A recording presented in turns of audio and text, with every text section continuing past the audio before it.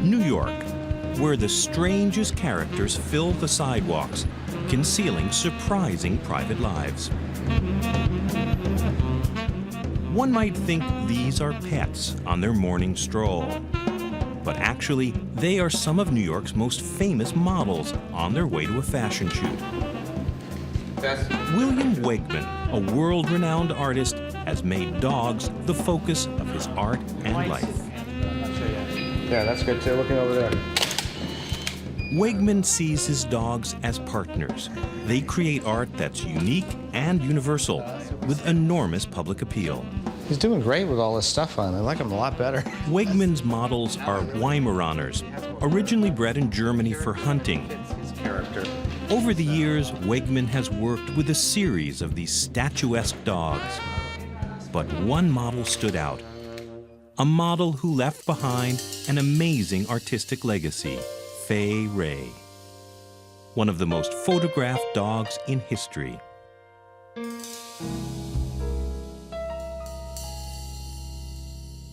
Fay inspired Wegman with her majestic presence, her sleek, long body, and her magnetic stare. Fay had the most intense expression of any of the dogs. I cast her as somebody obsessed, someone intense, and never someone blasé or lazy. Far from lazy, Fay was a hard-working actress who played 1,000 roles. She looked imposing rather than silly, I thought. And she became these crazy-looking characters that I equated more to mythology than to doggy art. But Wegman's fascination with dogs did not begin with Fay. It began with Man Ray, a present the young Wegman received in 1970 when he was a painter in California. The dog was just another household thing, and I incorporated this thing much as I would my ordinary props until his personality started to sneak in and bring me out into a whole other place. Man Ray starred in hundreds of Wegman's pieces, from photographs to quirky art videos. But the art sprang from a special relationship, and that relationship would not last forever. When Man Ray died after 12 years, I didn't run out and get another dog to replace him. In fact, I thought that was the end. And that was a complete body of work, no need to continue, and I was happily doing other work. There were no dogs in Wegman's art or Wegman's life for the next 5 years. But then a breeder of Weimaraners invited Wegman to visit. The dogs vied for his attention, but one special dog caught his eye and wouldn't let go. Fay Ray. Wegman didn't want another dog, but he gave in, deciding to keep Fay as just a pet. And then I had to figure out what to do with her. Playing ball and lying around my house wasn't enough for her. She needed something else. Perhaps Fay needed a photographer's rapt attention. Those first shots in the backyard were magical. And once we started, and I allowed myself to take her picture, then I really released something in myself. I became a much happier person. And she certainly became powerful and loomed much larger in my eyes and in her own eyes, I think.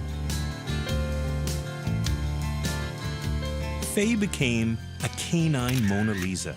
She fired Wegman's imagination and reignited an old spark he thought was gone forever.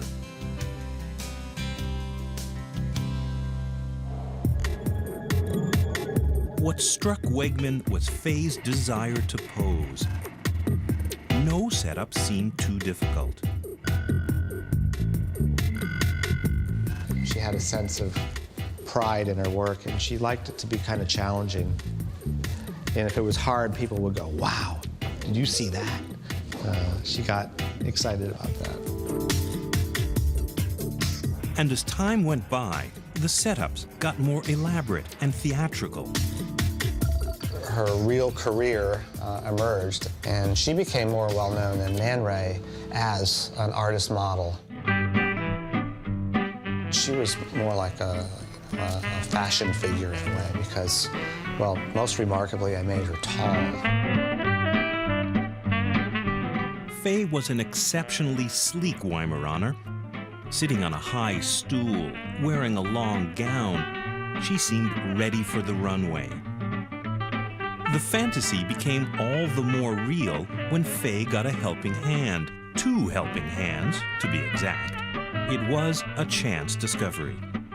My assistant Andrea was talking to me, and she was protecting Fay, and it seemed like her hands were connected as she was gesturing. It seemed like Fay was actually talking, and it was just so overwhelming, the illusion.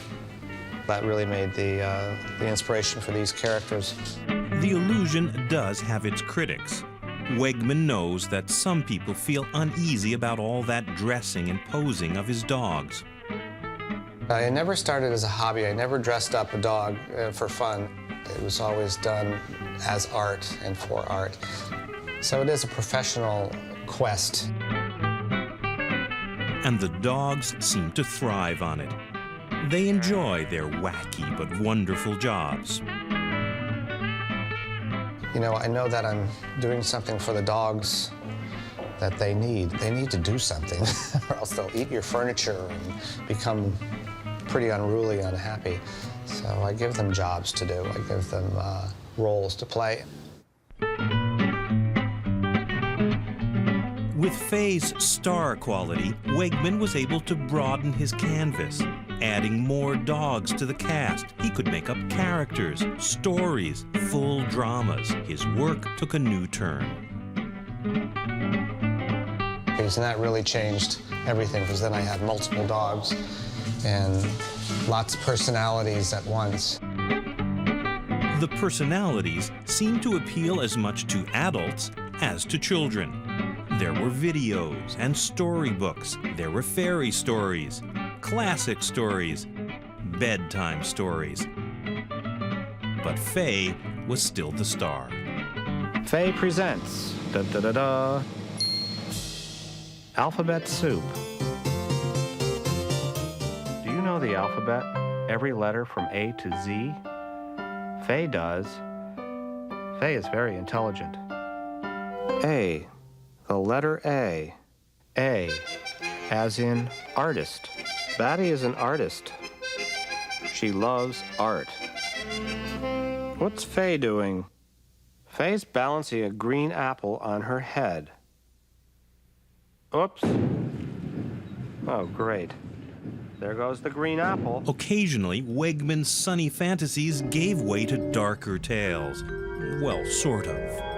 The artist found that when it came to heavy drama, Fay was especially well-suited.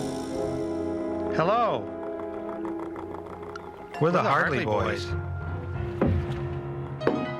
Fay had the most intense expression of any of the dogs, but so intense that she looked kind of evil sometimes. She looked psychotic.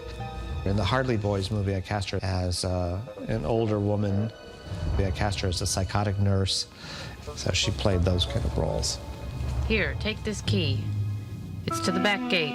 Don't lose it. Should I use the front gate or the back gate? The back gate. What was that? What was that? Outside. Outside. Run, run. Please, boys, hurry. You must get to the sewage treatment plant. Close the valve. Hurry. Happy holidays, and welcome to Fay's house and Fay's 12 Days of Christmas. Fay's photographs and videos developed a cult following in the art world, and they became huge mainstream bestsellers. The recipe called for 8 eggs. But for Wegman, Fay was much more than his leading lady. She was part of Wegman's life outside the studio. Part of his family. A perfect friend, for those endless summer days. But summer fades, and once again, tragedy struck. There was nothing really wrong with her. One day she stumbled, she wouldn't eat, brought her to the vet, and the vet said she had 2 weeks to live. To Wegman, the vet's diagnosis seemed incredible. She was so strong, I thought for sure she would beat that. You know, all other dogs might die of leukemia, but, you know, Fay would not, certainly, but she did. On June 7th, 1995, Fay Ray died. She was 10 years old.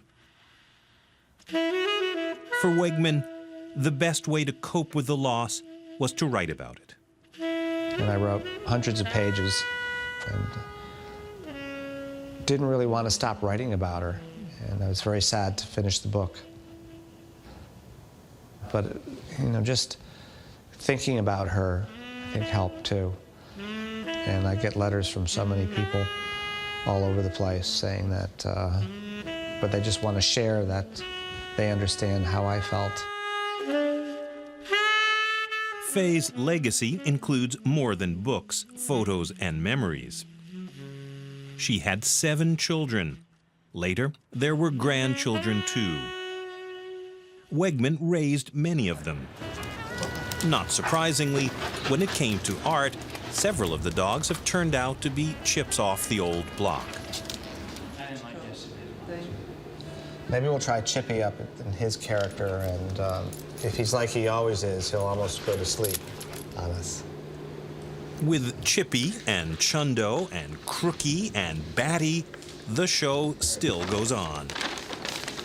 Fay's descendants haven't quite replaced the one model that consumed Wegman for an entire decade. You're right. That was. But each time he poses another character and snaps another photo, Wegman glimpses a little bit of Fay.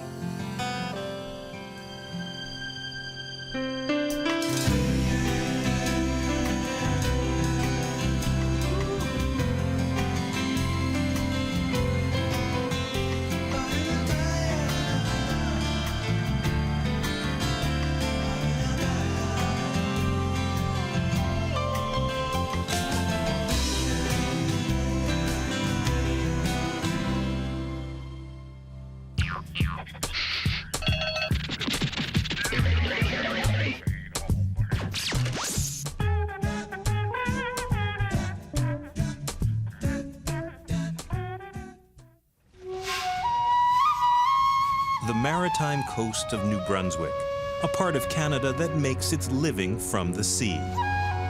Illegal fishing or poaching is a direct threat to the livelihoods of the people in this area.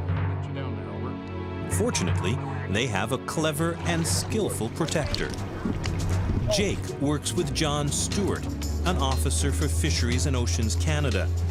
Jake and John are constantly on the lookout for evidence of illegal fishing.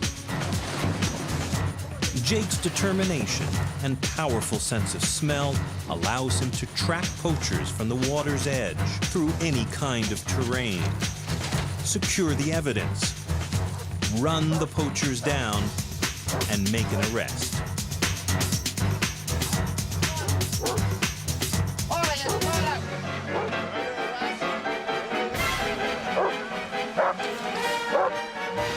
Down on the ground. Hands up.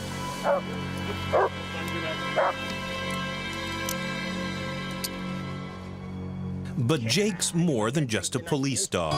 He's a traveling spokesperson for John's work. I do a lot of community service or PR work, I guess, with the dog, especially the school programs, cubs. When it comes to a police dog, they just are in awe. And it makes it stick in their minds, I guess. They remember the police dog, and then they also remember what we were talking about. Oh, that dog is used to help protect the environment, or fish, or the resources. How can you tell the difference between the two? John tells the kids about threats to their local ecology, but of course all they want to hear about is how Jake catches the bad guys. Or bad guys that do things illegally and stealing the resort. Jake has been on the job for 6 years now, but one of his toughest cases came when he was just a rookie. Store owner Dennis Moss remembers. 3:30 in the afternoon on a Thursday, two men entered our store wearing masks and carrying a sawed-off shotgun. They took my general manager to the cash register and held the shotgun on him and made him give him the money. As soon as they had left, he called the police. Fortunately for Moss, the closest police unit was the team of Jake and John. This was bad news for the thieves. John and Jake were in the area, so the pursuit of them happened very rapidly. They actually pursued them into some bushes, and John and Jake, they captured and recovered all of the money except for just a few cents. So that was his first major bust, if what we call it sometimes, and he made a name for himself right then and there. And everything started going from there. He bonded really quick with me, and I bonded with him really quick because we both had a natural, how would you call it, affection for each other. It was love at first sight. That's what it comes down to, I guess. It won't be too long before Jake will have to retire from active duty. John and trainer Al Cox are already looking for a dog to replace him. But Jake's not an easy act to follow. By doing this, we try to see if they're inquisitive enough to follow it and discover and chase. They want to find out what's around the corner. You don't want an overly aggressive dog because they're quite a handicap in the resource protection, law enforcement end of things. And you don't want a dog that's too shy and won't protect his master. Middle of the road is great. You mark one and you visit him every 4 or 5 days to see if the decision is right. But until his replacement is found and trained, Jake will stay on the job by land, sea, and even in the air. Jake has become a prized member of this community. Every month, like clockwork, Jake and John pick up a grateful Dennis Moss's reward for Jake's detective work 6 years ago. Moss has pledged to provide Jake's food for the rest of his life. Mark it on the calendar. Got a bag right around here. Although Jake will be retiring from police work, John has no intention of splitting up a partnership that's so deep and that's lasted so long. I think he'll adjust to retirement pretty easy because he knows he's loved, and he also knows that he's in his home area. He will be with me until he dies. That's just the way it is. I have to kind of say that he's my partner and he'll be my partner till the end.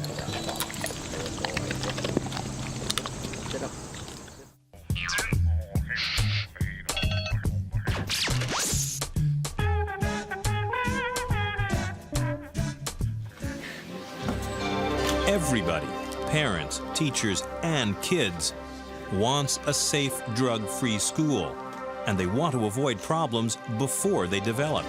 They need a deterrent, but one that won't terrorize the students or infringe on their rights. The answer? Toby, a 2-year-old yellow lab. Toby has been training to be a sniffer dog for more than a year.